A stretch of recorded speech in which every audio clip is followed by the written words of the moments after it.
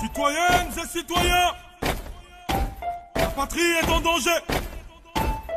Il est temps de relever nos têtes longtemps courbées. Goûtons les ennemis du Congo Théor et leurs alliés. Le temps du changement a sonné. La révolution a commencé.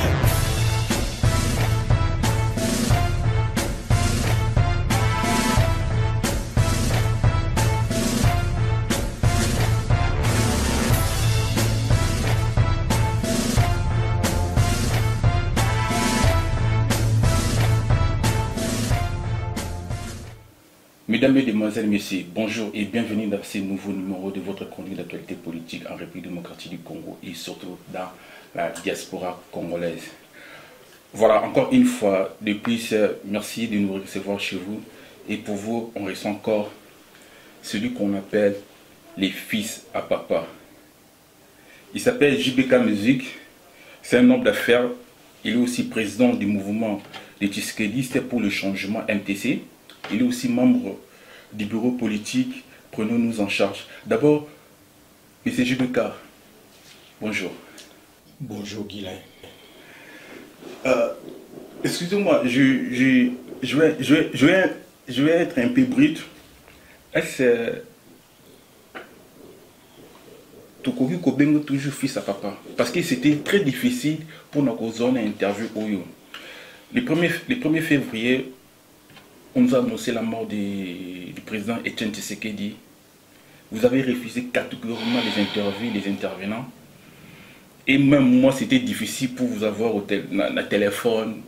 Quand je vous ai proposé l'interview, au ligne absolument. Bientôt, ça fait plus de 45 jours que le président Tshisekedi a Tiki Bisso. D'abord, est-ce que Togogo Bengo toujours fils à papa? Et je complète aussi ma question. Attitude nous isa nini na minute à lelo à l'absence du président Etienne Tshisekedi. Sincèrement. Ouf. Bonjour d'abord Guilain. Oui, vous pouvez toujours continuer à m'appeler fils à papa. Parce que lien de parenté et quand on a raté entre père et fils, même ceux qui morts, quand il y a mort et intervenir, et papa, lien wana, il y a paternité, éthique à la toujours, et je suis fier de continuer à porter ces liens-là sur moi, étant toujours le fils à papa. Tshisekedi. Pour la attitude, je suis encore faible. Raison pour laquelle Nazaire Kobo y a une interview, même pendant les obsèques qu'on a à Bruxelles. Il y a eu vraiment une chaîne à Mineno et à Kipé, le col la chaîne à Bissona à Congo, un site aussi, et puis la chaîne Voix d'Allemagne. Na RTBF, ils sont venus, mais j'ai pas branché, j'avais pas la force et encore moins le moral pour parler. Mais là, petit à petit, ça commence à revenir. Et après, la fin des comptes, j'ai eu quand même pas mal d'appels. Il y a Bamboke Belé, Bandeko Belé, mais présentant vraiment sincère souhait na bango ya komonanga pour reprendre le combat oyo vieux Atiki Bisso. Si tout le monde se laisse affaibli comme ça, toko longa te toko sala pe logoté. Depuis la mort du président Etienne Tshisekedi, ils allaient première fois au répondre au micro. Alors, d'abord, ma première préoccupation, qu'est représenté pour vous Etienne Tshisekedi? Parce que apparemment, je vous sens vraiment affecté. Sincèrement, à un moment, j'ai douté na soutien à la personne du président Etienne Tshisekedi et surtout pendant la période de oui, non, on va pas aller dans le dialogue. On a douté l'action par rapport au président Tshisekedi. À l'absence du président Tshisekedi, qui représentait pour vous président Etienne Tshisekedi, sincèrement? Ben, justement, président Tshisekedi représentait pour moi l'espoir. Il y a libération, il y a Congo, surtout plus dans la dictature. Et instauration, il y a bien-être, il y a Congolais. Donc, qui veut dire, il était pour moi, Moutou Azaï Kopé Sanga, espoir que Congo, un jour, il y a la dictature, peut côté la démocratie. Alors, perte naïe, Ndomoni est affecté dans ma casse parce que je suis en train de me dire, c'est lui qui faisait peur dans le dictateur, naba multinational, naba occidentaux, bayaka replanter dictature dans le pays. C'est lui qui faisait peur à ces gens-là. Mais maintenant, est-ce qu'on a quelqu'un d'autre ou on aura quelqu'un d'autre ou on pour bloquer le projet machiavélique dans le Congo? Voilà pourquoi nous avons beaucoup plus affecté Tilelo. Mais espoir est comme suite il y a un autre véritable fils à papa. Voilà. Parce que par rapport au combat Etienne Tshisekedi, tu penses qu'il a atteint l'objectif? Oui. Oui, parce que déjà, 10 ans après création, il y a eu deux PES. Hein? Qui ouverture, il y a multipartisme dans le pays. C'était un de l'élément il y a combat la revendication multipartisme. Multipartisme déjà, et puis l'état des droits. L'état des droits, jusque-là, on n'en a pas du tout. On n'en a pas du tout. Il a appelé la bonne gouvernance. À Koufi, à Tikelibiso, il n'y a pas de bonne gouvernance. À Koufi, à Tikelibiso, on remarquera la situation congolaise en haut. Il y a une branche de la population pour contester la décision il y a dernière minute qui il a atteint ses objectifs. J'arrive, on a banni déjà ouverture, il y a multipartisme, donc c'est-à-dire venu il y a démocratie au Congo, bien que ils allaient bien acheminé par rapport il y a Congolais à Mabé, hein, le col là honoré Mbanda. On va au salaire qui Joseph Kabila a comme la pouvoir par rapport à arriver à Afden parce que ba bloqué qui n'a pas de démocratie au Mobutu a fléchi ça qui ba genou devant Tshisekedi na 90 le 24 avril pour ba fongola siko ouverture espace ya démocratie ba mbanda banani tuwana ba ke kokota Mobutu fiti motema mabeti poana ko kangwa ko sala boy Mobutu azongi sima ndeto kota siko na désolation lelo. Alors, pour l'établissement état de droit, comme tu dis, si on a répondre à atteindre l'objectif, deuxième élément, parce que aboti bana spirituel, politique, autozali lelo, et belé a commencé par Félix Tinasé. Et ça déjà un des objectifs parce que à l'oba qui n'a biso to braver la peur, to longo la peur, to loba auto ana auto bunda pona Congo na biso, to longo la peur wana ti lelo mutu to azoloba na oba finga Etienne Tshisekedi lelo. Bazo loba parce que lui il nous a montré nzela ya ko braver la peur parce qu'il y a za obanga mutu te ni lo côté devant Mobutu, devant les Mindele, devant Kabila, Laurent ou Désiré ou Joseph.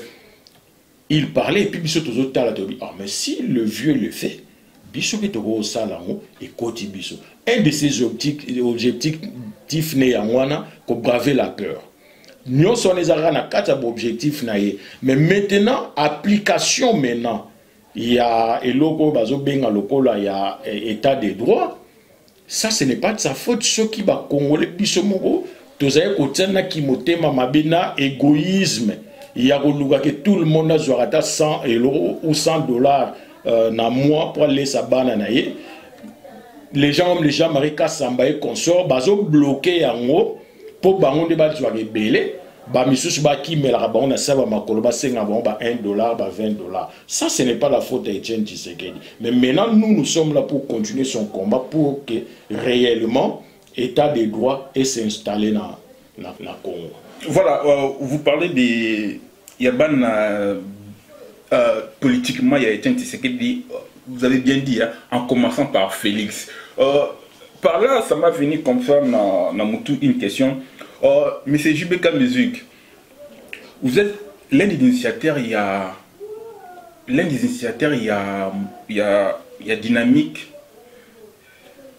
Tshisekedisme, vision Félix. À un moment, vous et vos amis, au sein même de la cadre de l'IDPS, les premiers combattants, sentir il y a IDPS, surtout dans la diaspora, vous étiez contestés à tous les niveaux. Par rapport à la situation qui a évolué, est-ce on va dire que vous avez eu la clairvoyance? Est-ce que, comment vous avez prédit la situation au Togo comme à Lelo en lançant dynamisme Félix Tshisekedi? Ah, ça c'est une bonne question. Nazoa ko pesa mbote mingi na Claudine Mouchi. Claudine Sali. Claudine m'a appelé un de ces jours à Binanga Jibeka na bengo pona yebiso que tu es un visionnaire. Vous comprenez? Il est le seul à reconnaître en haut na likambo. Abi ngai pe leur bimaki na média en public au lobby. Nous soutenons Félix Tshisekedi. Mais Jibeka a eu folie. Le vieux est encore là, lui vient soutenir Félix et tout. Claudine, encore une fois, merci. Tu es un garçon, tu es un homme. Guilain, merci. Maintenant, on peut sur historique, c'est vrai, effectivement, nous, on a contesté tant on a bimagi dans les Cambouana. Ça, c'est vrai. Toutes ces parenthèses pour comme un polémique au Nino. Non, c'est même pas une polémique. Tu étais boudé. Du fait de Dali bâtiment professionnel, tu étais boudé dans tous les sens. Voilà. Je me retiens à citer le nom, mais oui, il est bien que sincèrement, Ozaki boudé et tu étais même combattu quand il y a mouvement. Justement, il y a un loba pour un méga moins rapide. J'aime pas la polémique. Pour tout ça, polémique, mais comment mal aperçu. Il y a un robot à polémique. Mais, effectivement, il y a des gens. Il n'y a pas seulement historique. Hein? Historique. Naza, Ngamoko Penzate. Publiquement, je suis Naza, Moutali Bosso, Nabimagi. Mais, idéologiquement, il y avait Batumissou, il y a une idée, il y a soutien public, il y a Félix. Mais, Bazaoui, Bandeni Baro, il y a un monté devant Batou. C'est justement la réaction. Il y a et tout,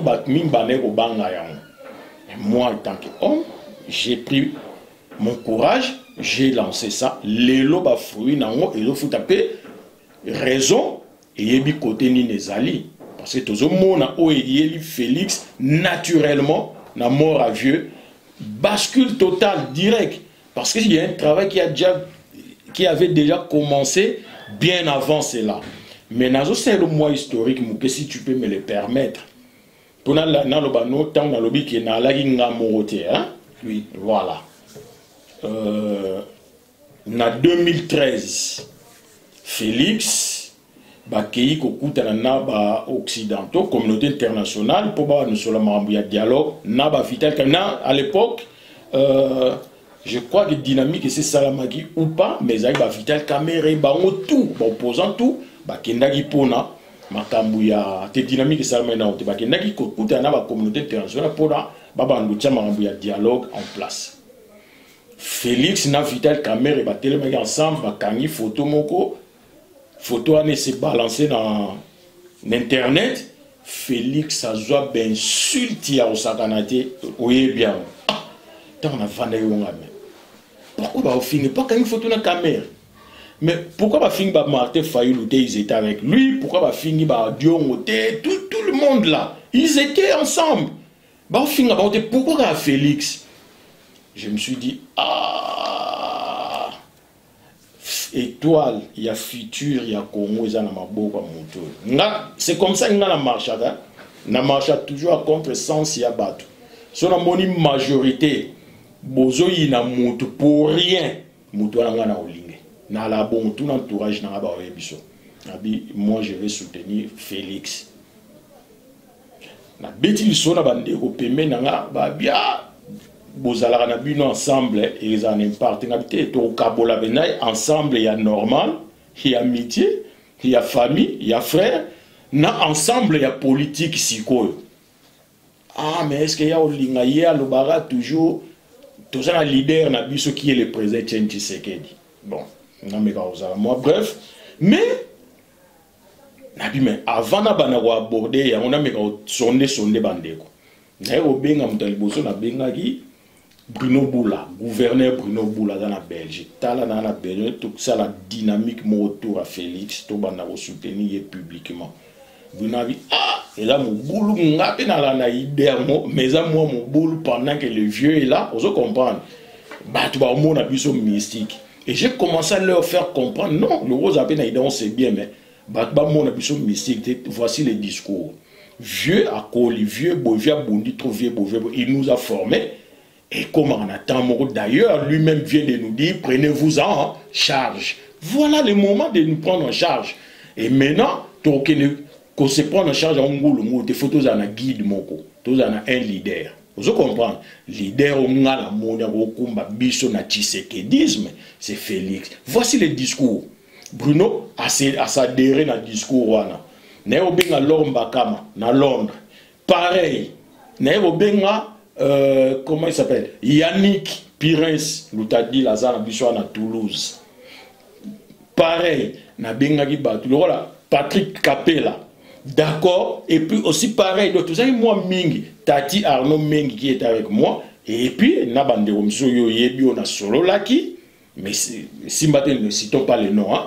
Bango, bah, dérakité. Ok? Bref. Bah, déraki. Mais ce que tu as ce que tu as en public, déjà, na yemona nous, Fachi, tu solane on dengeni. L'homme baga mabina na sola ina yango mais alobi na ngato na leader ngato aloba na ngabongo mais ngana yebisa ye moko siko Fachi na lobi écoute le rôle zo bato ala na leader biso to aza leader na biso tout le monde le sait mais maintenant to lingi yozala leader adjoint au monde na zoaki tabi to lingi yoza leader adjoint. D'accord, on va revenir là. D'accord, parlons des... Vous avez parlé des fils politiques à président Etienne Tshisekedi. Parmi ces fils politiques, on a aussi M. Lisanga Bunganga, on a aussi...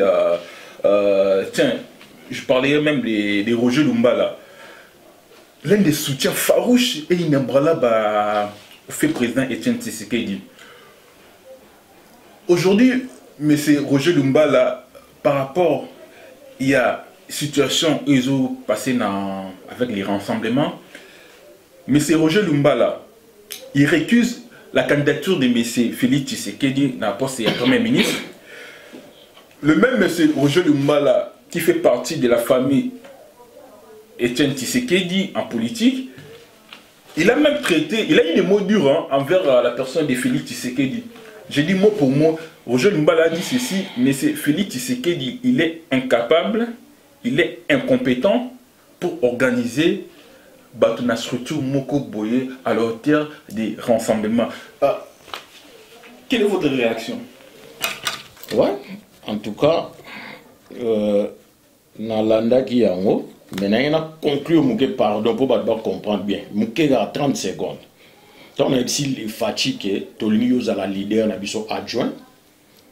À ce qui a toi, à ce qui, c'est là où je l'ai eu. Vous comprenez? Ah bon, leader à ça, on a landé dans la leader, c'est bon, là il n'y a pas de souci. Dès que tu commences à travailler, bah synergie, tu crées un mouvement dans Kinshasa, bah MTC, AWP Kinshasa, bah Yannick, bah créer les amis de Yannick Nakin, soutien Félix, et tout.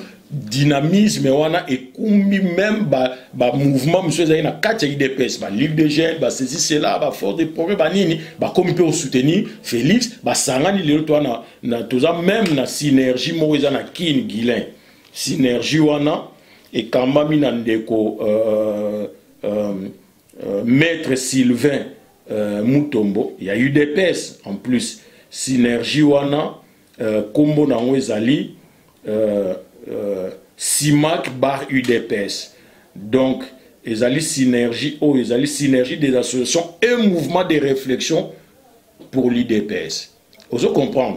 Donc, pour te dire que tout ça, Moussala, na mona ba mouvement Belezawa, ba résistant, nino yo, apareko, on a battu na ba misusu na ba mouvement misusu ba ebiga ko rejeter maramba ba rassemblement na ba UDPS. Nous rejetons, mais ils n'ont même pas un petit mouvement dans le pays. Comment pouvez-vous vous rassembler tout autour Yamuto ou Azali incompétent, Azali incapable de rassembler Batou? C'est qu'a dit Roger Lumbala? Parce que Roger Lumbala aussi, c'est un nom na politique Yambo Kanabiso. Malgré passer naé, mais c'est un nom et c'est quelqu'un aussi qui a soutenu Frère Ardent, mais c'est Etienne Tshisekedi pendant sa ligue na Congo. Je reviens à la réponse.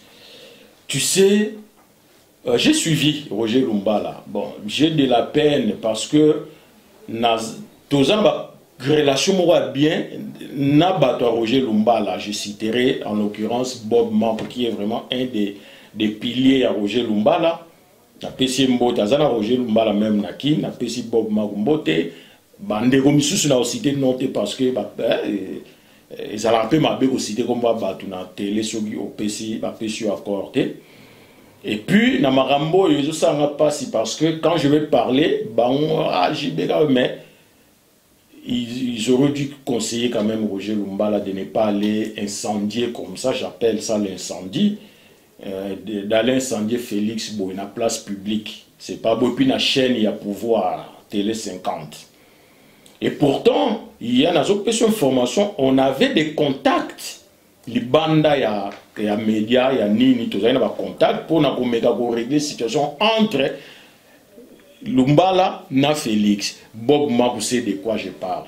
Mais na Kamwe, pour Roger Lumbala le lendemain, Abimi a sali ou à lobby. Non seulement. Mais il y a une pertinence dans Roger Lumbala. J'y arrive. Si Roger Lumbala ose dire que Félix Tshisekedi est incapable de rassembler Batou, Félix Tshisekedi il est incapable de résoudre une crise. Comment Félix Tshisekedi peut ramener Batou dans primature? D'accord, j'arrive. Il a même récusé Félix Tshisekedi. J'arrive. Donc, Maloba na résumé, on a 3 volets. Roger Lumbala. On s'appelle 3 volets à réponse. Allez-y. Vola Liboso a parlé Namakambu ya qui fils spirituel na ya Etienne Tshisekedi, fils spirituel et idéologique. Et il parle qu'il est le seul fils spirituel et idéologique, il y a Etienne Tshisekedi. Vola Mibale a parlé Makambuya rassemblement, ndenge ba séparation en salami, volé à Misatou, alobi Makambuya, Félix incompétence pour le gouvernement primature. Naolo Baboy, na premier volet. Qu'est-ce qu'on attend? Il y a très important. Un Tshisekediste, le seul fils spirituel et idéologique qui a Tshisekedi. Premier volet. Roger Lumbala, selon ses dires. Moi, je pense que ceux qui moutent moko à lobby qui n'a la fils spirituel, il y a moutou. Jésus-Christ a fils en Nzambe. Ayaki na langage na ba méthode ya Nzambe. Bolingo. OK? Pas d'insultes, on n'est pas de boy. Ils ont différencié Yéna Nzambete. Comment y Roger Lumbala, fils spirituel et idéologique qui est Etienne Tshisekedi, n'a bandana on a wana. Ndeko moko bengi awa ya poto, ba solo la, ozo mona ba image yango ba bimiseli yango lelo. Ndenga zo finga ndeko wana, na ba parents ya ndeko wana, ba parents kuto bazana ba ona marambo yote. Omona na idéologie ya Tshisekedi mafinga ya Jean wana okutu ngana woloba ngwate yo tali yango babimiseli yango na roloba no pensera ko ne mission mais non ngabe mission na sala bana na ngaba landa rango baninga ya bana na ngaba landa rango vous comprenez ba beau-frère nanga ba semeki ba bokilo nanga ba landarango ndena ba mama ba papa msu ba landarango. Ma fille est née à 27 ans. Ba ninga ne pe ba na âge wana. Ba leki ne ba zana ba 25, msusu 24, 23 ezokita. Je ne peux pas me permettre de répéter ma propos à Roger Lumbala. Mais toyebi ma finga o batu o baza na problème mental ba fingela ngo batu. Okoki ko finga batu ba finga wana te. Et surtout que ba na ba parents ya ndeko wana. Et puis je vous dis lelo nazo informer bino bolio ka vidéo na pe bo mona ke mutu Roger Lumbala zo finga za Odon Pambu. Odon Pambu, je te salue. Azofing Odon Pambu qui est aussi fils à papa comme moi. Ok? Roger se dit tshisekediste, mais Azofing a un autre tshisekediste bongo. Sur entre les deux, tu as la comparaison, il y a le vrai tshisekediste, ou azana ba idéologie tshisekedi entre Roger Lumbala et Odon Pambu.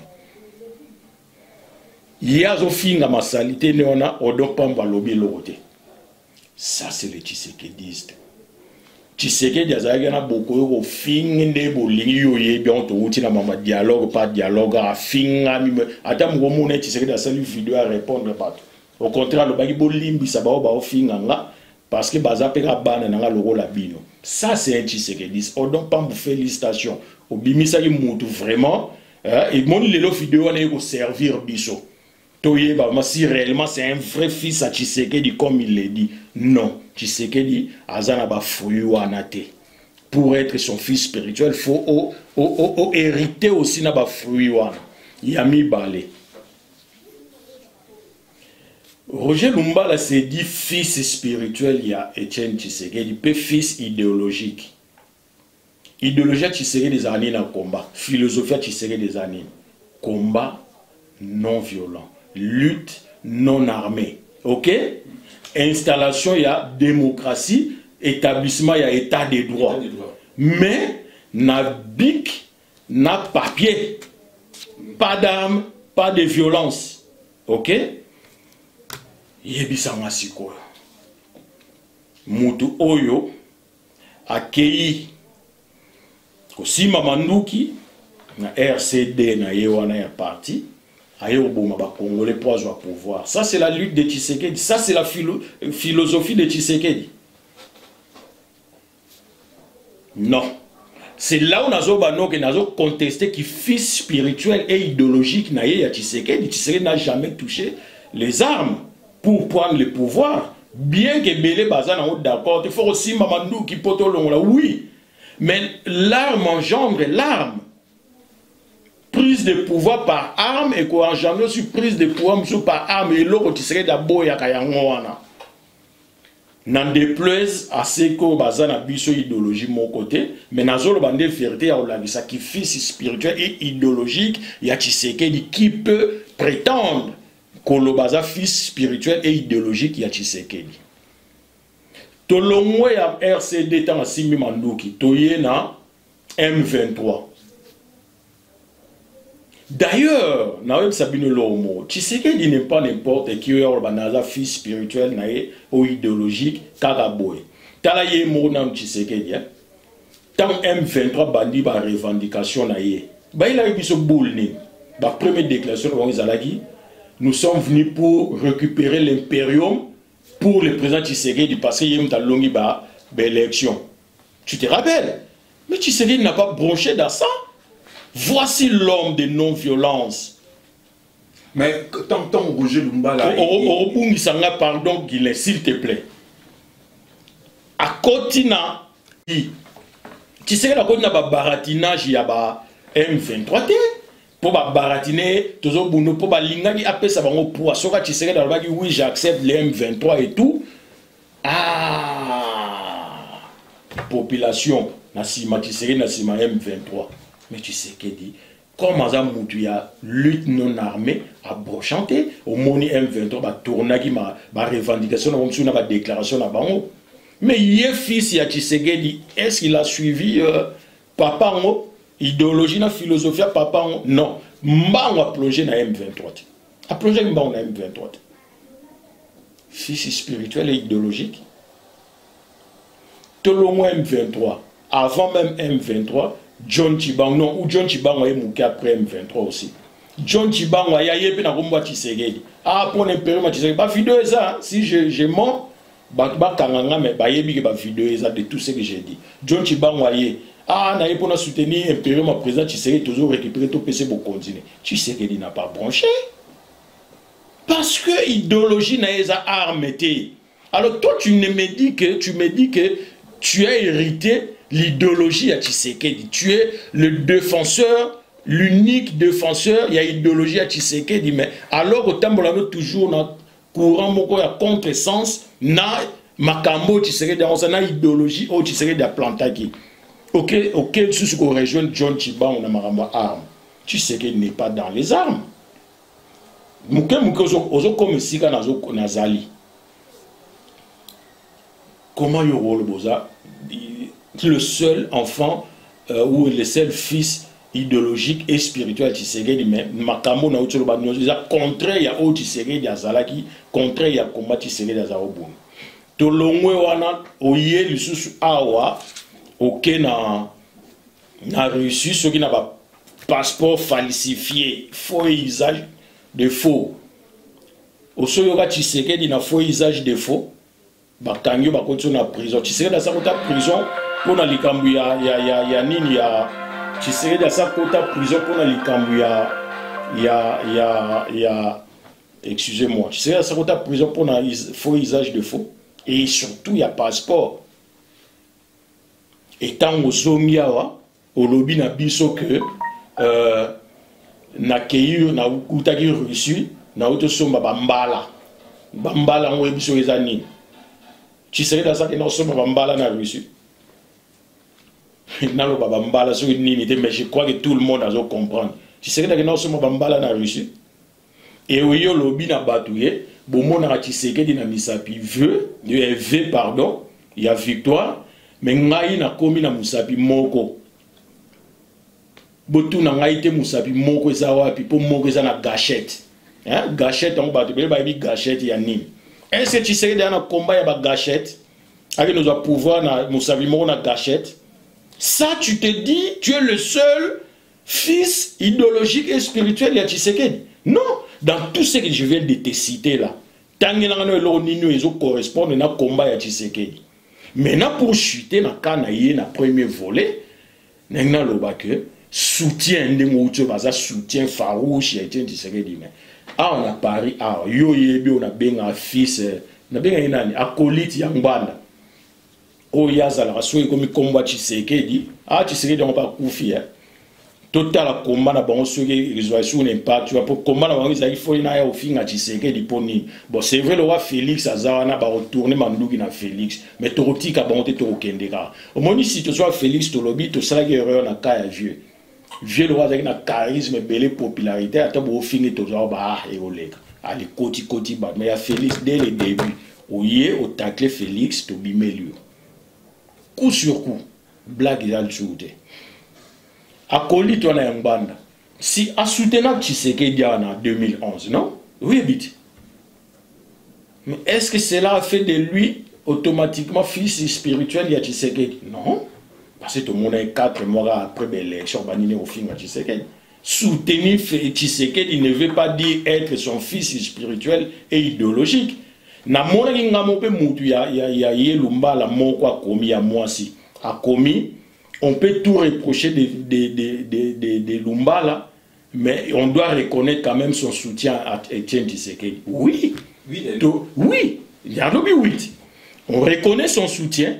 Mais ça ne fait pas de lui automatiquement et réellement le fils spirituel et idéologique de Tshisekedi. Non, soutien c'est l'homme, fils idéologique et c'est logo, deux choses différentes. Mais parlons Zéla, pardon.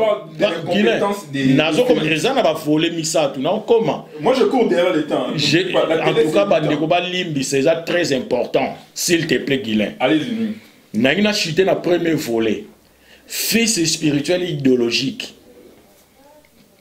Papa na yo ango, alobi na yo, mwana, beaucoup na parlement wanate. Pas yebit. Ok? Ayebi. Que so beaucoup ti kuna bo légitimer mutu wana, beaucoup tate. Yo, non seulement boy ko obéir. Papa, moi, yo, le défendre, le seul valable au défendre par idéologie. Mais de son vivant, à l'obi na yo ko kota te ko légitimer muto na to zonga na pasi makasi poto bima na bitumbo. Non seulement yo qui te moqué kota. Au kota on peut suki wana te kaka yo moko. Ba fayi lobi ba kota ki ba ki bele ba kota ki yo yo ray monko na ba bima ka comme ville pande tien ti sege dilso. Mais yi a koti, yi le rola yi dans la gang.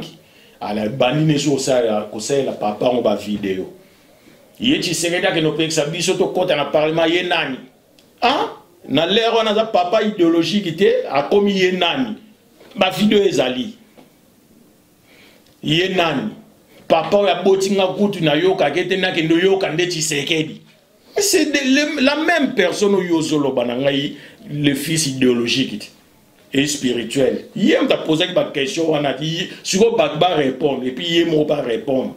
Ce que tu sais que dans un nani, pas naïe, pour y mora lobby, tu sais que dans Pexanga yé nani, papa n'a pas beaucoup de Pexanga na yoka, te bona que no yoka, tu sais que pour y ende nani. Réponse, c'est ça, mon neuronaïe. Mais quand pardon, moi aussi je. Non, je sais, mais on a trois volets. La commune à Souka, c'est pour dire que un fils spirituel, ayo kaka papa na ye, pe asala kama kambu ya papa na ye, pour na chuter place wana, biso to fingama pour na Roger Lumbala, biso yo. Tanga bimi ba outi ba mamne ba M23 kimi ayawa to organiser dîner moto bengaki dîner républicain awa na Belgique le 25 juillet 1995 et 2015 même, je n'oublie pas. To invita ki Lumbala ba finga biso yo mona ngo ba tanga ba photo ne bimi na ba vidéo to fingama mais to défendre ye. Ozo kompa tolbi to zolo bana bande ko ba bima kuna ba ya o nyoso ya to yambe poto ça la force to fingama. Mais ce n'est pas lui qui va venir cracher sur Bisso ou Félix Boye en public. Nakati ya dinango, tant à Zoé Malobo, Malobo na Bisso. Je le répète, à lobby, Andrea Sazala wana yemta filma yango. Na demandé même Andrea sa bimza sur vidéo wana. Lumba la loba boye. Bino boza ba yuma, azo benga Bisso ba yuma. Je l'ai dit. Parce que bazo finga papa na bino wana ba finga vie chichi mutu mo ka telemi a lobby te ngane na za je soutiens Etienne Tshisekedi na ndinga lobby dialogue c'est bien biso to na soutenir amote pour Etienne Tshisekedi ce qui a ça à réfléchir na place nanga omne ya loba donc ce qui Tshisekedi a ça à réfléchir na place nanga c'est que les Camerounais ont bien. Nous avons contredire, on a temps réfléchir, on a ça derrière moko. C'est une bonne chose. Mais nous avons ici aussi côté on a le temps à l'obagi no côté parlement. Mais il avait réfléchi à ta place. Pourquoi on a au lobagi que le vieux a réfléchi à ma place sur qui il a réfléchi que ça l'a déjà bien à derrière moko. Ou à nos côtés poni Kanya kana parlé du peuple. 9000. Si Kangana 6 à point à bien qu'il est, s'il te plaît. 9000 $. Tu sais que dans Rosang, ça a même réflexion, il y en a qui toquent, mais non, dans Rosang, 9000. Ok, au bani au fin, tu sais, donc. Et bête li au poteau, n'a parlé du peuple, on va valider, on va s'aligner, ok, bah, M20, zomine, quand tu sais qu'il réfléchit, à réfléchir la place, moi, j'ai pas à réfléchir, j'adhère seulement. On prend les gens pour des imbéciles ou quoi? On n'est pas les premiers des imbéciles. Hein? Donc, nous sommes tout de suite, tout à l'heure, et où fils idéologique, il y a Tshisekedi, Batbatika qu'on réclamait, qu'on revendiquait, on vaille. Avant tout, zonger la tala ba vidéo, réfléchir avant de n'importe quoi. Na quel deuxième volet, il y a gouvernement. Mais voilà, il y en a qui ont troisième, mais il y a na mélanger les deux volets. Dans le rassemblement, il y a un souci. Il y a Roger Lumbala, na masolo, na biso, na lobi toza solo déjà, ba lobi na non biso to na biso na promenade Félix Cézanne pour na Pierre Lumbi, ok. Mais yo mo moni par rapport à la déclaration à Roger Lumbala, prom ezaka ya Pierre Lumbi, t'es aussi na Félix. Tu es d'accord avec moi? Oui, mais parce que je projette une question, je complète ma question. les bien aimés, il s'appelle M. Jubeka Music. Il est aussi membre du bureau politique Prenez-nous en charge. Il est aussi président du mouvement pour les changements. Il est aussi fils à papa. Ça continue. Ouais, fils à papa. Avec force même. Qu'est-ce qu'on constate dans la crise Oyo? Parce que là, vous avez parlé de M. Etienne Tshisekedi où tout le monde a eu du combat naïe. Où tout le monde a eu la valeur naïe. Mais vous ne parlez pas de Félix Tshisekedi. Parce que Roger Lumba, là, son problème, il ne s'est pas adressé à M. Etienne Tshisekedi, là où il puise ses valeurs politiques. Mais M.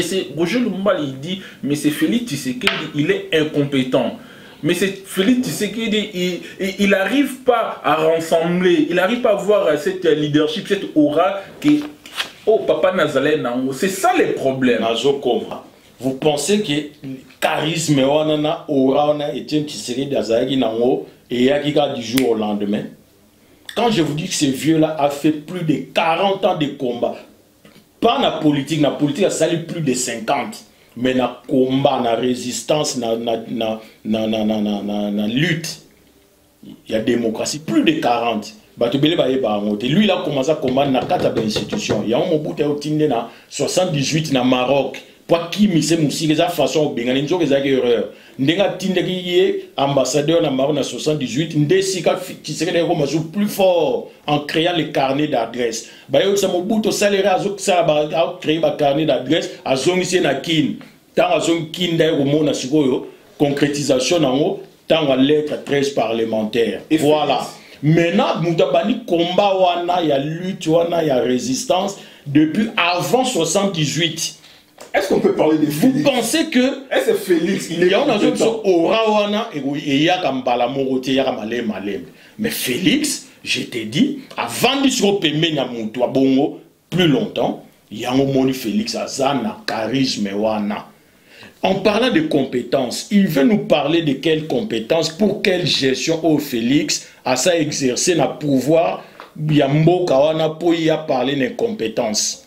Lui qui a déjà travaillé dans le gouvernement Wana, en tant que ministre de Kabila, a repris sa bilan. D'ailleurs, il a été révoqué. Pour une incompétence. Et il a révoqué aux 8 mois si na yonde au remplacé yo. Moutouné moko na moni lobia commis oui, a remplacé moi si ne pour moi si na cadre na RCD. D'accord, na 4 RCD au cadre za moko moi si na bon, cadre tout ça là aussi, pourquoi reprocher là, il dépend sur Félix ou bien Tshisekedi. Cadre, les gars, mon côté. Et puis, bilan na Isaginine. Même temps, il y a M23, bilan il y a M23, où il y a libéré les bisous Congo, où il y a sali, et l'eau va bien. Na kata il y a une compétence pour Azoko, alors Félix, Azoko, même pas qu'on réunit structure à mouké. Oui, le mot batbaye, baraté na ilo bango lelo. Babi Balukuna est en Belgique. Salut Babi. Cordon. Ngana ozulo rendez-vous na Babi Balukuna bossa émission. Aye biso 7. Babi 7 wane la existe soutien a Etienne Tshisekedi. O lumba la koma ko donne de la lelo.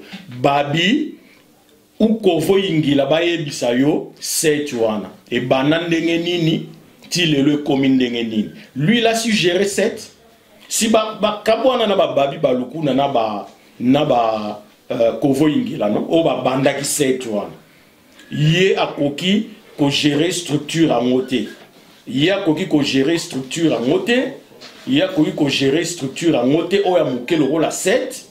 Hein? Babi Balukuna va Babi Cordon au salle émission sur ça. Babi ba discutana ya mona mani hein.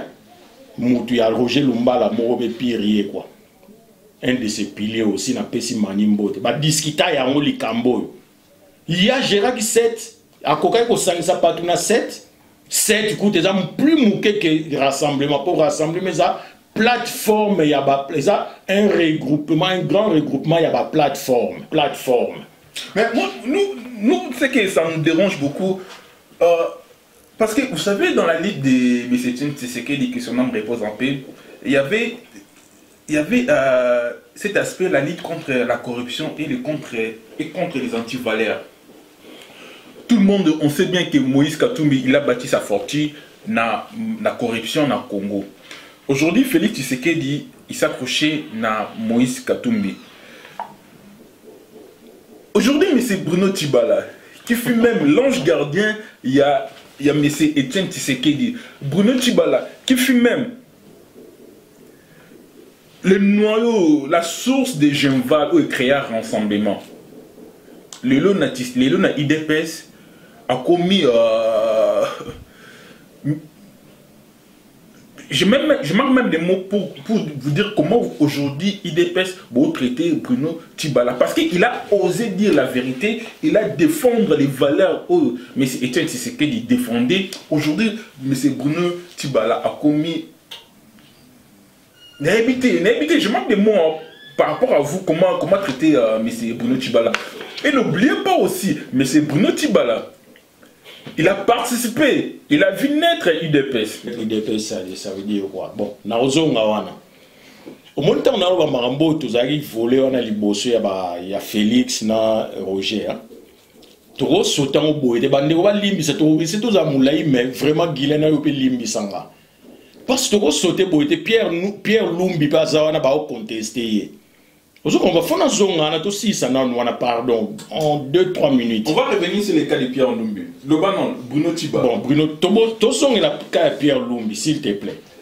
Et Bruno Tshibala, je l'ai dit à une émission, on m'a pas écrit. Bruno Tshibala, normalement, c'est lui qui a été désigné être Premier ministre. Mais c'est la famille qui avait contesté par rapport à Bruno Tshibala. Mais c'est Valentin Moubaki, il était désigné pour accompagner, pour être délégué.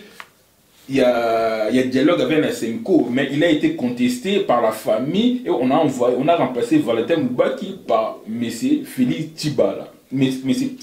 Félix Tshisekedi. Bruno Tshibala, qui fut l'ange gardien de Etienne Tshisekedi, Lolo a commis votre chat noir. Oui, bien, sur famille, on ne m'a pas si pour rien. Si on ça bino même les agna micro na yo. Même Félix pour aller voir le vieux a aussi une audience via retourner politique bon toqué na bureau. Famille bon les cas couloir yaka. On comprend. Famille va non pourquoi qu'on s'approche. Na prendre le loro moko guilin. Na mort ya vieux awa. Ndemozoro katebekato to ayaka saboui. Oui, biso to ebaki bien avant ba no bima katebekato to ayaki. Tant katebekato to ayaki mama mati a kepa ya vieux, mama tuni on apprend les katebekato to ayaki bosolo nini. Réponse à vieux na mama lobi etali otewane ya politique. Je te dis, parce que l'homme soit cessé au biso to zaranango, bino bozaranango te mais je te l'apprends. Vous comprenez? On les assure na cadre ya ba relation o ezapé na famille na biso. Toye ba mambe belé. Parenthèse mususu, est-ce que yo yebi ki ngai dimanche na salle kuna ba koti ba linga koti sanga na salle te. Pour biso comme ba 13h, faut que nous ça cortège de l'hôpital ti na salle na corps à vieux.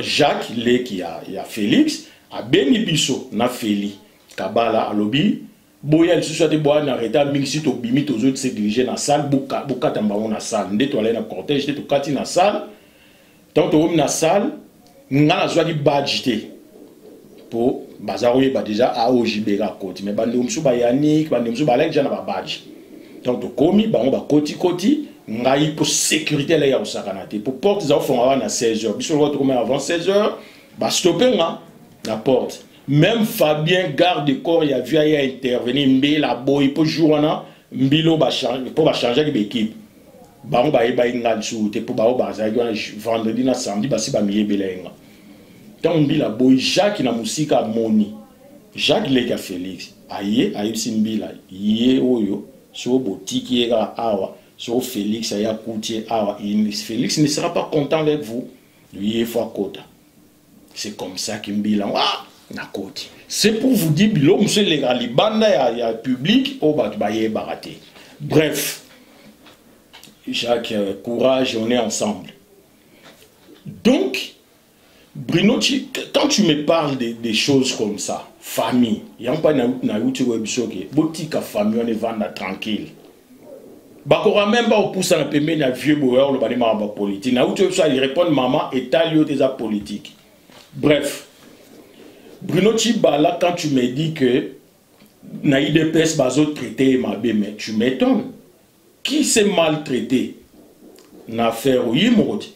Réunion il y a les deux, il y a rassemblement, il était là. Bah la fiche d'émargement assigné il était là. Yemo lobby nango à se déserter naïe à quelques régions de réunion bolengankoi. Bon, ce que yo que au ça la réunion na pendant au contrecarré parti politique non na plateforme ezali regroupement ezali ba julio ba sanction disciplinaire ba traiter ma benani rien. Et quand tu me dis que Azala na création il y a eu deux PS, je te dis que c'est faux. Ils ont un livre il y a historique, histoire, il y a eu des PS, t'as la sur au monde comme Bruno Tchibala là-bas. Mais qu'est-ce que vous nous dites là? Non, Bruno Tchibala, Azala qui parmi les fondateurs, il a participé parce qu'à l'époque il n'était pas encore parlementaire. Mais ça fait quoi? Il a vu naître.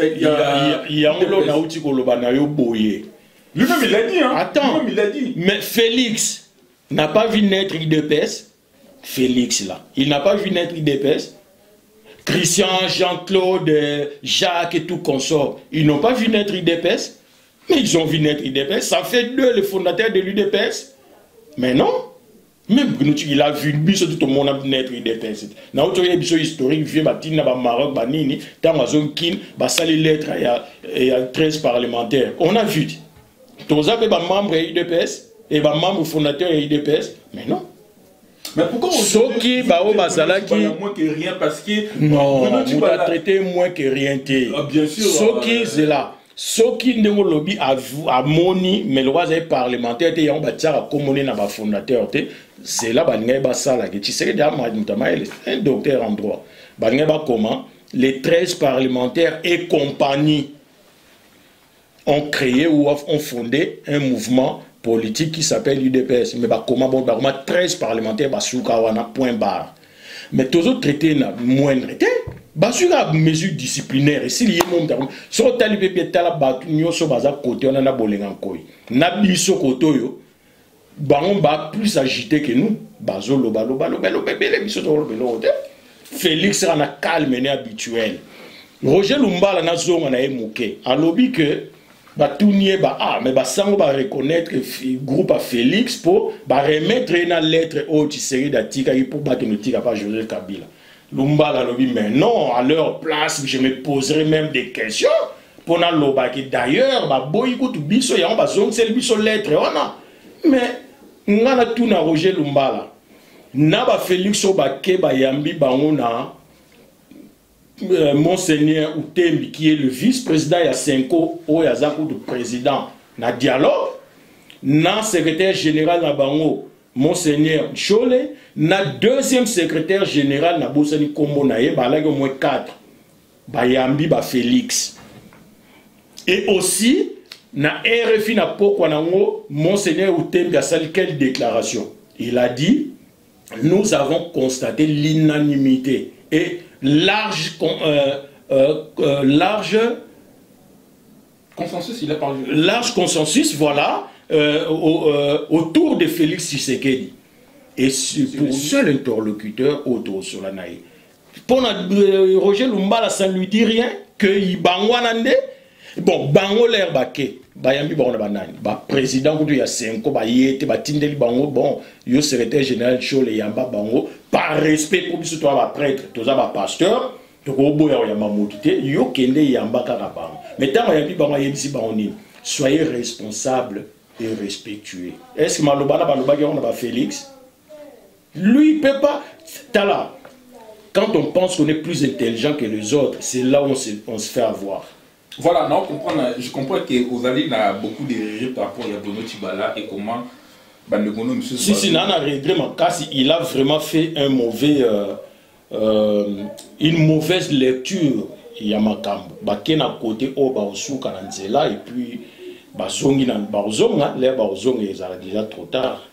Mais vous savez que Félix Tshisekedi n'était même pas dans l'organigramme il y a rassemblement. Ok. Nagina répond, place on a pour battre Belé, bah ça va amalgame. Il n'était même pas Bruno Tibala. Il fait les porte-parole de Belé, bah ça. Bon, Lumbalo, ok. Bruno Tibala, c'est lui qui a fait tous les démarches pour avoir des visa. Mais c'est KTB Katoto, c'est celui qui a financé Olengankoi. Dynamique de l'opposition, disons pas de Olengankoi, dynamique de l'opposition, bah faire valoir bah qui n'a bango et des droits n'a bango pour na bah comme on a conseil des sages. Mais Félix Tshisekedi, il était même pas dans le conseil. Guilain, est-ce que Olengankoi a un conseil des sages? Non. Je t'ai dit, t'as la patobele baebi marambo bien te. Olengankoi n'était pas dans le conseil des sages. Roger Lumbala qui parle là, Roger Lumbala, n'était même pas dans le dialogue na Genval. Azalaki tangu yoka. Ah, hier azolande lango na atanga zoliambala na Russie. Il n'était pas dans la Genval, mais comment autres prévaloir yé Moutoufa remplacer Pierre Lumbi yé Moutouboy. Tant yozo bananga Félix Alain na nignoté na conseil des sages. Ça c'est un. Deuxièmement, na mon Moutalumba la moro a commis au bah tikou ba photo tant ba lubi ligamo Roger Lumbala là était bon ba ba photo ya Mani était là, il représentait Roger Lumbala. Mais Mani, je réponds à ces gens-là, Mani n'était pas là na kata ba commission.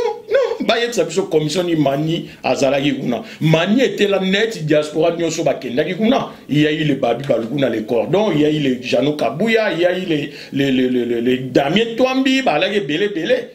Kuna kaka neng Mani pe était là na titre wana kaka lokola ba diaspora ba tel bazo tala na bango. Ce n'est pas que Mani a représenté Roger Lumbala automatiquement, non. Mais confirmé que c'était Siko nazo répondre yo siko. Bango nyonso même Olengankoi n'était pas dans le conseil des sages. Olengankoi n'était pas là. Roger Lumbala na uti Sabino azalagité na batu nyonso ba loba wana. Mais rassemblement c'est quoi? Pour mingi bazo limiter yango kaka na conseil des sages. Mais non, rassemblement c'est na 3 volets. Conseil des sages des organes suprêmes. Oui, tout à fait.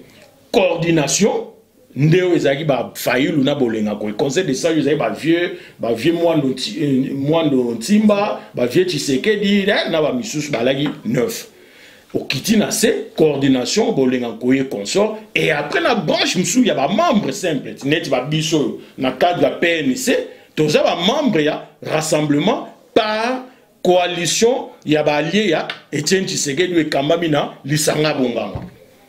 Bozo rejeté ba membre musu pourquoi? Oui, si il est méfiant na capacité ya ko rassembler ba ya Félix hein. Nazo koma wana. Il est méfiant. Nazo koma. C'est juste pour te dire que tout cela, ils ont formé ce qu'on appelle rassemblement.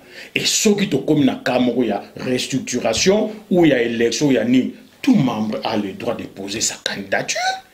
Rien n'empêche de poser sa candidature. Membre de ce rassemblement a son droit de poser sa candidature. Voilà d'où vient droit à Félix de devenir aussi président et rassemblement, parce qu'il y a membre et rassemblement à part entière. Voilà. De vous-même, est-ce que Pierre Lumbi, parlons des gens de Pierre Lumbi, vous savez que, oui, en plus, oui, le mot très bien, mais c'est Pierre Lumbi.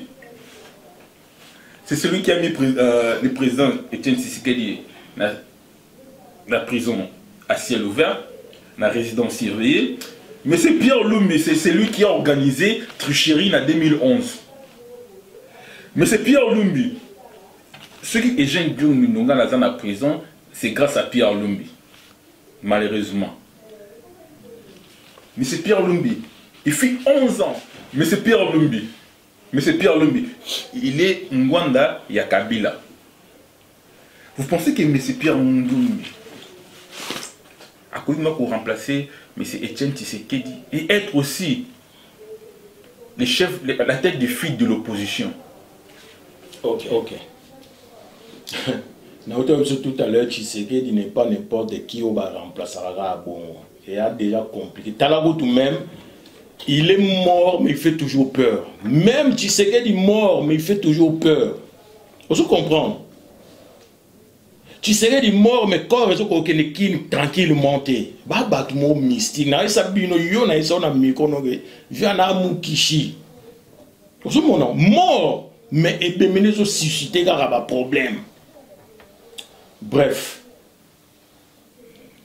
Pierre Lumbi, Tangelanga Sikoyo, Pierre Lumbi, Nabilono Solobi, a travaillé dans Kabila, Salabo, Salabo. Mais de l'autre côté, Bazo va battre au Lengakoy. Il y a sans au Lengakoy à travailler dans Kabila. Moi, j'ai Nazo côté, Nazo le battre, na ligne Pierre Lumbi à Zanapo. Il faut qu'on trouve une solution. Ok. De toutes les façons, il faut qu'il y ait quelqu'un na place ouana. Yem Taya Okoma, chef, il y a le président du Conseil national de suivi. Ok. Mais Tozana, on a Kayaboué. Au Lengakoy à travailler dans Kabila. Et en plus, il y a une différence na bango. Pierre Lumbi a zélité que ba longola ye po zonga l'opposition. Pierre Lumbi était un opposant, bato bele ba bossa nango. Pierre Lumbi a participé à l'organisation, il y a na marche ya ba chrétien au Ngwanda Boma na Kin le 16 février 92. C'est Pierre Lumbi qui était responsable, il y a net lelo où il a place à Christopher Ngoyi. Pardon, il y a société civile. C'était Pierre Lumbi. Il a participé à l'organisation, il y a marche, il y a population contre décision, il y a Bangwanda, il y a la conférence nationale souveraine. Il y a un qui valoir, il y a un vieux Tchicha du pouvoir dans la conférence nationale souveraine, premier ministre, à Tchaki Pierre Lumbi, ministre, il y a Naïe, il y a intérieur. Il faut pas y avoir histoire à Congo. Donc c'était un opposant côté de Etienne Tshisekedi. Ok? Mais il a fait 11 ans quand même. J'arrive. Etienne Tshisekedi a travaillé ici au moins 10 ans, 11 ans à Mobutu. Mais tant qu'on a posé à Mobutu, tu as bibiso mon suite. Le temps il y a ça na Mobutu et je le battais que plus au Oumelinaye au côté le mêlé un jour. Le père de la démocratie, le père de la résistance congolaise, le véritable Etienne Tshisekedi. 10 ans, 11 ans à Mobutu. Mais tant que Balukeli Mobutu, na utu sabina banda ko bumisa Mobutu na kata bensition na basali 10 ans, il y a bien kaka na Mobutu après a bandé na kata bensition na ba 77. Tinande nga kufi. OK? Mais akomaki opposant farouche ya Mobutu. Mais nga banda ba no différence ya olenga ko ina Lumbi za Pierre Lumbi za nini. Olenga ko ya travailler avec Joseph Kabila. Mais tant balongo lié na ki premier ministre Ndaye Kozonga opposition mon pays à malembe ya timide depuis a trahi ça qui vieux bazolo ba peu Pierre Lumbi a trahi ça vieux a Kenda pas Kabila mais olenga ko aussi l'a fait a trahi ça vieux plusieurs fois ba yo okuta na suna vieux kaka Genval olenga ko yozo mona wana ba yo okuta na vieux kaka na Genval ozola nanga bien olenga ko na 96 96 pour na bana kin na Belgique. Il a trahi le vieux. Naba cadre msusu ya UDPS na otanga ba komoti mais ya ba vieux akalana parmi les fondateurs. Naba mende oyo. Pour ba boma vieux na ba soda Mobutu na kata palais du peuple. Na DSP. Olenga koyozo. Là je le sors parce que na moni jeune frère nanga na Liège Papicho Lenga azo défendre son grand frère. OK? Les ana ma bête za démocratie. Mais ngana lingi défense zalaya. Il y a politique, argument politique et non et comme on a vie privée net n'engazo pour na Félix Moïse Katumbi a fouta kembo wasabu. Je suis pas d'accord avec ça. Lelo le kola ko toucher na ba vie privée à ba Félix a ba finga ya lata Rolex est-ce que azalaki na Katumbi na 2013 14 15 le ba finga azo comme lata ba Rolex bona boy moi na potoni a reçu ba Rolex est-ce que ton Félix a reçu ba Rolex au du Joseph Nanyo Moïse maintenant c'est bon sumba Rolex est-ce qu'il y a un Moïse non alors koloba c'est comme si Félix Azar y a le bon côté à ça la caténité Katumbi c'est pas bon mon jeune frère tout ça là tout sur la marambo politique et non il y a makambo bambo mais les lois sont na ina loba boy Joseph na 96 tangu basoda DSP ba potita na c'est le Mukishi. C'est comme si on dit bah on vient chicha on dit bah landi bah tout ça bah là pemeni vieux bah na te me concentré boy bah kokite bah bimi bah soda on dit bah kimi kutu ya okima on est encore ya rapidité à kemba on a limité ça net yete mais communiquer ces PC na radio que bah menacer bah opposant kuna ils ont failli tuer Tshisekedi bah complice tel dans le nom Olengankoy ya kimaki limité depuis là Afdel Baye na 97 97 a sundoli sous opposition na vieux ye wana na FDL asa membre FDL to lenga koy OK babomi Joseph Kabila babomi Laurent Désiré Kabila Joseph Azu a travaillé na 1+4 na Sun City a tourné les sous vieux Mukongo il y a Betty Cop Zaïdi Ngoma abima na place à vieux c'est lenga koy Joseph. Mais vous reconnaissez quand même que Pierre Lumbi c'est lui qui a orchestré la tricherie 2011. Nazo Poussana. Pour na chute na olenga koyi toye kokoma na période ya tanga beti vie kuwana na Zaidi Ngoma ya Sun City ala kima pena limete le libela kutu Joseph olenga koyi vous comprendre akima vieux depuis kaka betaki kuwana ya Sun City ndeko bimande na utsobiso na Genval ndeba yo mona na suna vieux. Alors tu me parlais ici de corruption, tu sais que de la corruption et tout, Bruno Tchibala et tout consort. Mais là, la situation, toi, nango. Oui, que corruption, salami, bandeko, moni, frondeur, wano, kei, tiki rassemblement. Azukaniaka. Au moins, les gens qui sont là, on a comment on va répondre les qui n'ont inde qu'on a à Liège. Moi, Joseph Felengakoy, c'est Félix à la loco sur l'art, hein. Ndé ko wana ko loba.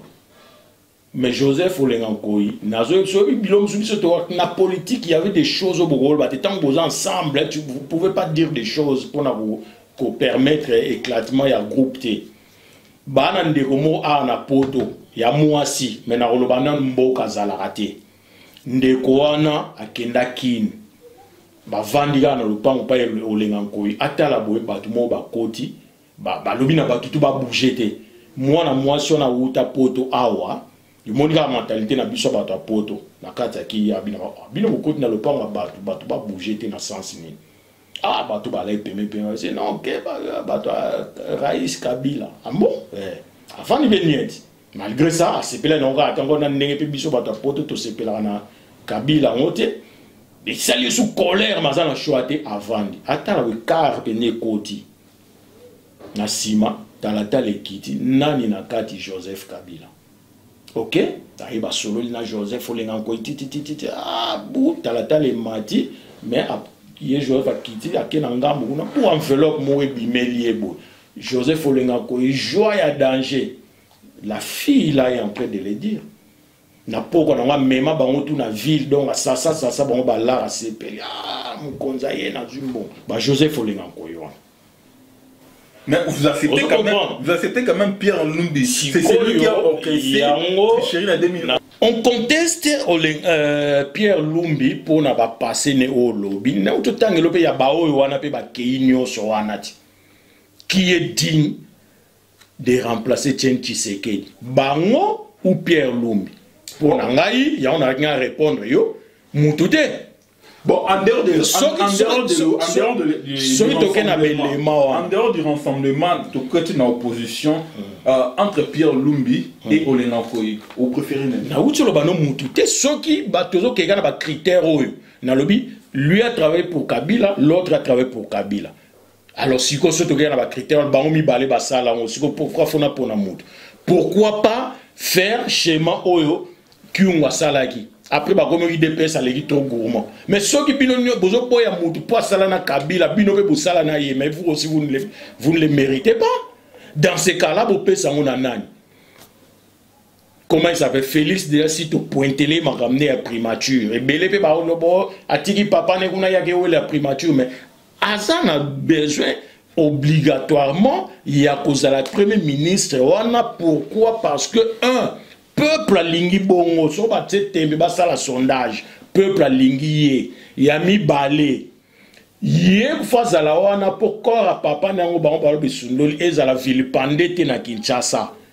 Ozola nanga, mais l'élément majeur à liboso ezali peuple a lingi pour na bien-être na bango, bien-être bango utabina, bonne organisation et élection na 10 mois au etikali. Pour suite et à Rosala bien. Ce qui te ici début au yo. Na l'élection to kena mutu au Kabila à manipuler, à corrompre, à intimider. Et que l'élection ça mis à fraude les sous. Moi ça Kabila l'équipe pour que Kabila zone dans 5 ans mais to bébite.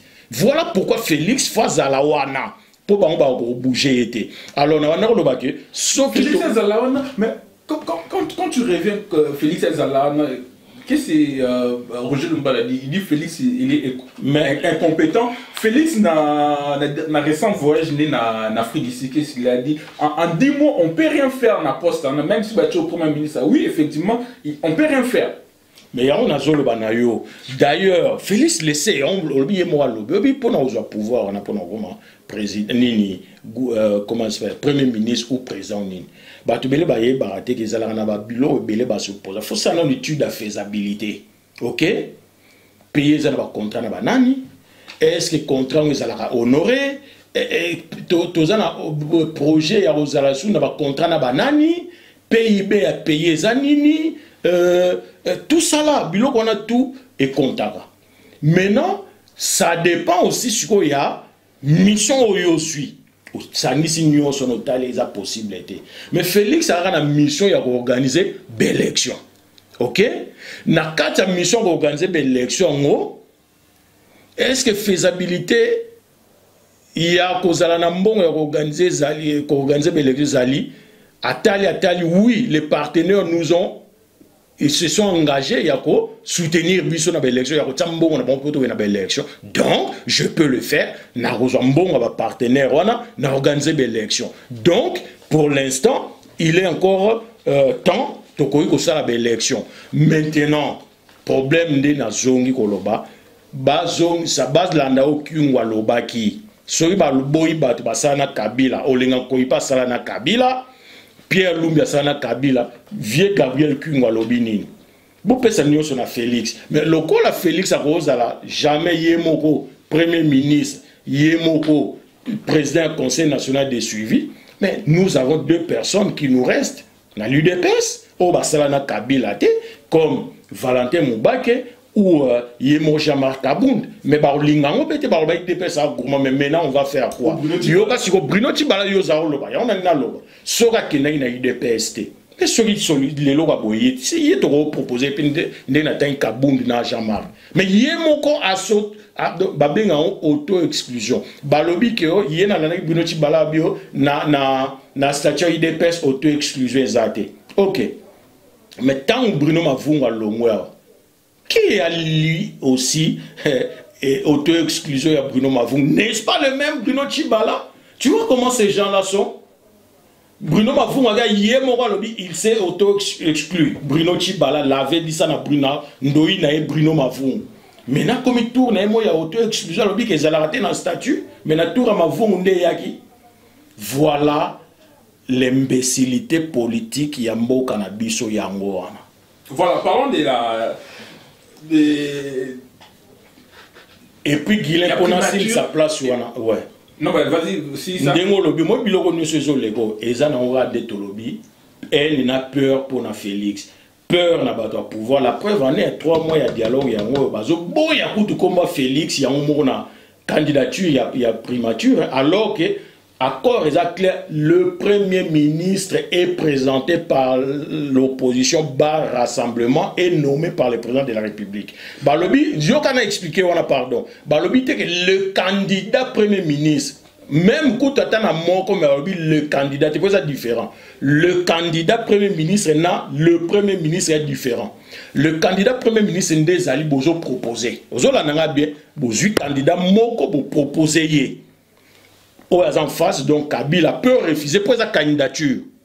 Mais là, Balobi, le Premier ministre est présenté. Balobi, c'est que le candidat Premier ministre est proposé. Le Premier ministre est présenté. Ça veut dire quoi? Ça veut dire celui-là est déjà Premier ministre d'office. Toye to présenter yo salga acte de nomination selon l'accord pour accord en des opesa na yo légitimité nomination na yo des opesa peu Premier ministre en légitimité. C'est ça le problème. Voilà, c'est ça effectivement, c'est ça les problèmes.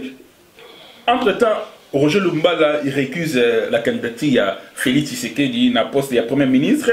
Parlons un peu de cette fameuse lettre à président Etienne Tshisekedi à la SEMCO. Dans laquelle tout le monde M. Raphaël Katebe Katoto, ou Azali qu'on nié avec Ardent et Viguerre, comme quoi M. Etienne Tshisekedi, il n'a pas laissé le nom, il y a Félix Tshisekedi comme premier. Il a lobby qu'il il avait dit ça d'abord au début. Roger Lumba a récusé Félix, non, raison il a récusé Félix à lobby parce qu'il n'a même pas résoudre les problèmes à Mouké, à la structure à Mouké. Il ne pas prétendre qu'il n'est pas plus que Félix, plus compétent que Félix, pour garder cet ensemble de soutien Etienne Tshisekedi. Na yuso Babi Baluku va vous le dire, na obenga Babi, ngamo lelo na yebise na zule rendez-vous. Bref, so il y a kokite atika ko juger Félix. Pour Félix n'a géré et logo morote o bazo bengao nino et ça s'apprenaka. Et il y a avec le temps à apprendre à un cabinet les conseillers et tout consort, mais il n'est pas aussi bête Félix, il a étudié, c'est un licencié, ok? Bref, pour voler dans Yami Balé dans Ligambolobi, la lettre il y a président. Mais c'est Raphaël Katebe Azokonié existence il y a bon. Il y a combien Landa ba première déclaration na yewana na ya lelo na beleme zazaka na internet au monde a comment changer parole alobio na loba ki te ko Tshisekedi atika lettre TP à combattre Félix à la qualité na loba ki ka ke naza informé que Tshisekedi atika ki et comme deux choses différentes. Liboso kuta lobby abi ngata na kotala Tshisekedi na hôpital to sololi abi to sololi na Tshisekedi ayebisi nga kutu que osali bien ndenge yo pour proposer nga candidature na yo parce que et vous allez une bonne chose mais kombo nga na tiaki ya rassemblement de proposer nga yango, OK? Yemo na première déclaration il avait dit ça. Si dans la conférence de presse, à lobby que Ngana Tshisekedi na sa écoute 2 minutes dans la chambre Tshisekedi, tozo écoute temps au sola mingité, à lobby nanga faisons la kin et tout. Yé mon razo se contredit bola nango bien. Et les membres sur na ko mona ndé pas ko loba que non, moi je n'avais pas dit que Tshisekedi a tika ki lettre té, mais na lobaki que naza informé que Tshisekedi a tika ki lettre. 3 paroles différentes. Bino morobo jugé. Mais basango balobi nini il y a eu courrier il y a un pour mon bazongi Seliango Félix et dans ces courriers il y a le nom du premier ministre consensuellement proposé na Félix na président Tshisekedi na ba membre rassemblement et bangonde ba memeli président Tshisekedi kombo biso to mutu to poni azala yé président ta komi mutu boye yé wana de premier ministre c'est tout.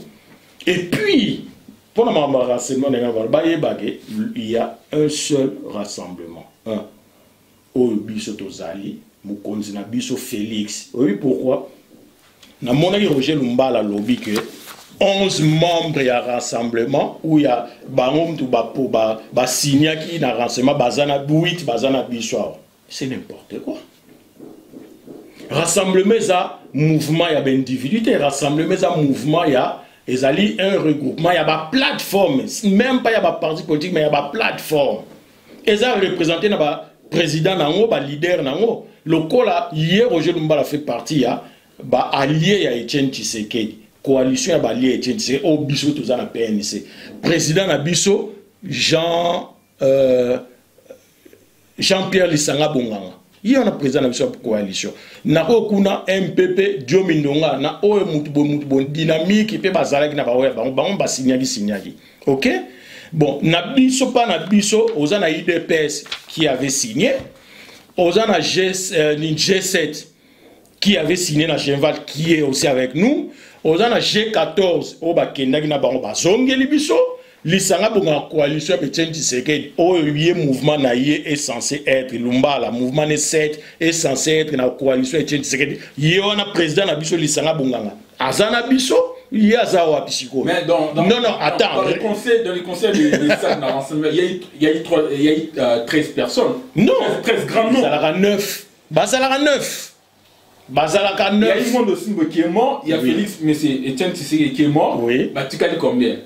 Mais Naouti Koyebiso tout à l'heure, conseil des sages, ne fait pas Yango Moko rassemblement. Je te l'ai dit. Oui, tout à fait. Attends, il y a conseil des sages, oui. il y a coordination, n'a pas membres. Et les membres. Mais si la majorité, c'est quoi?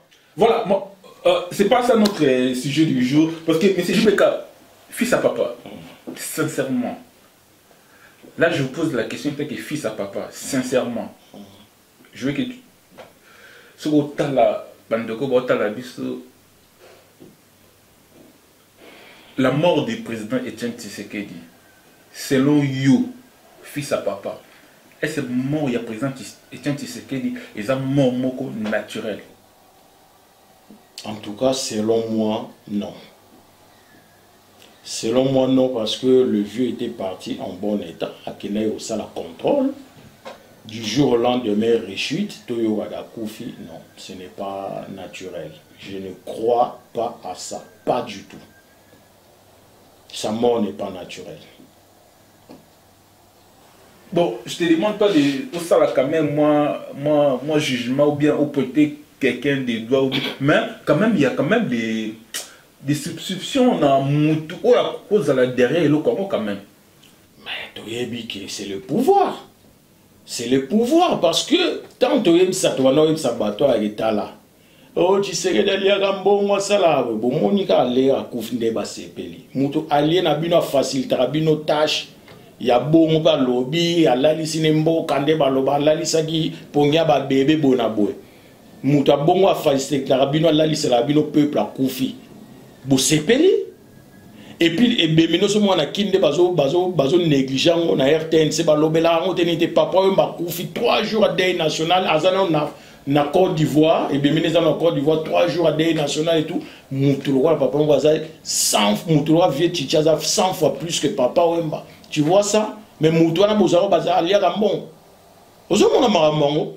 Félix, il y a un allié 2 500 000 salipo et pois Zalana bango premier ministre. Ti le lokutu dialogue lobby que yé. Mais bozo boya ti le lo et moutona lié bon à Kabila. Kabila a profité de retirer facilement. Hein? Kabila a profité de retirer facilement.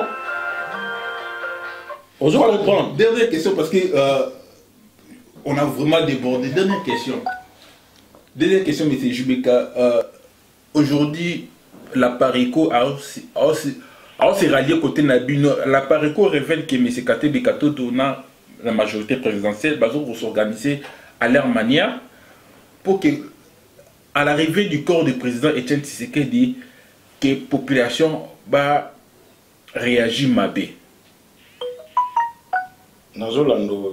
Voilà, c'est quoi votre réaction? Alors, on a le bato Parico batika biso tranquille. Bango ba bato moko kutu ba sepela. Vous comprenez? Ba bato moko kutu ba sepela. Parce que des sont vivants bango ba luka mort na ye. Ils ont bombarder na ba mission na ba chaîne na bango ezalaki Tshisekedi faut rebomayer, il muta bloquer la libération peuple congolais. Tshisekedi faut kufa photo bomayer et tout.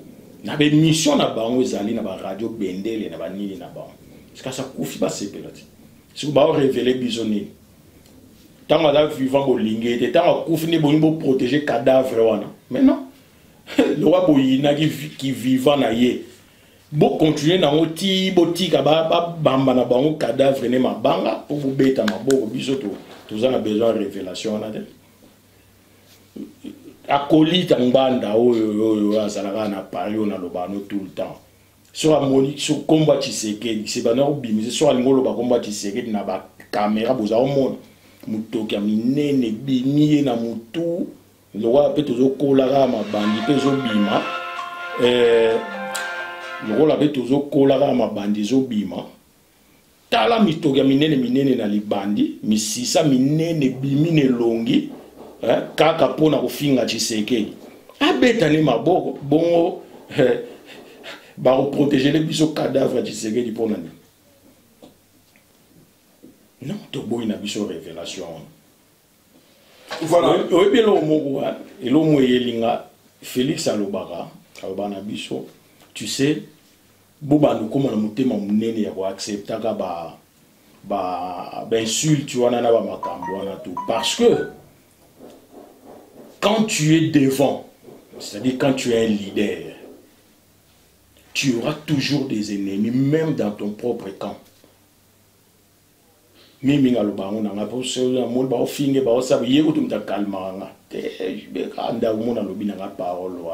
tu es un leader ou bien tu es devant, tu auras toujours des ennemis, même dans ton propre camp.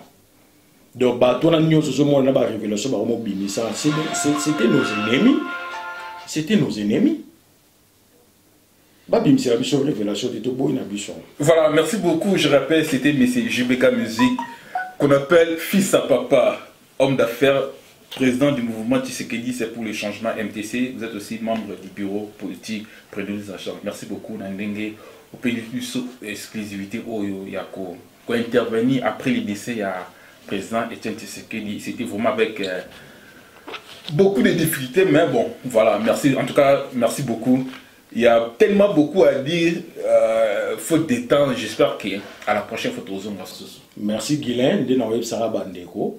Soutien Félix Tshisekedi. Naba Owe Bazalagi hésitant au début. Bayoka jeune était. Personne n'est vaincu, personne n'est vainqueur. C'était juste une vision. On a monaki, liboso baninga, vous comprenez. Na transmettre on a baninga. Ils ont une question à santé qui est vieux, à sali trop. Et comme il y a un moment où il faut relève, la relève en haut, tant qu'il y a aux alatés, et ça biso discontinuité et continuer au monde bascule qui est Félix direct parce qu'il y a un travail qui avait déjà commencé dans Bruno Boula, Yannick Pirens, Capella, Patrick Capella, Lomba Kama, Nabande Komsoupe, les Damien Touambi, tout consort. Mais hésita qui Tati, Major Tati, Nabozani Chims, Nabozani Daniela, d'ailleurs, ma conseillère, on a encouragé, vas-y, vois-le, parle-lui, comme Kosolana Félix, Marambo amitié, na Maramboyo, Kende na Marambo yeli à politique, solo là.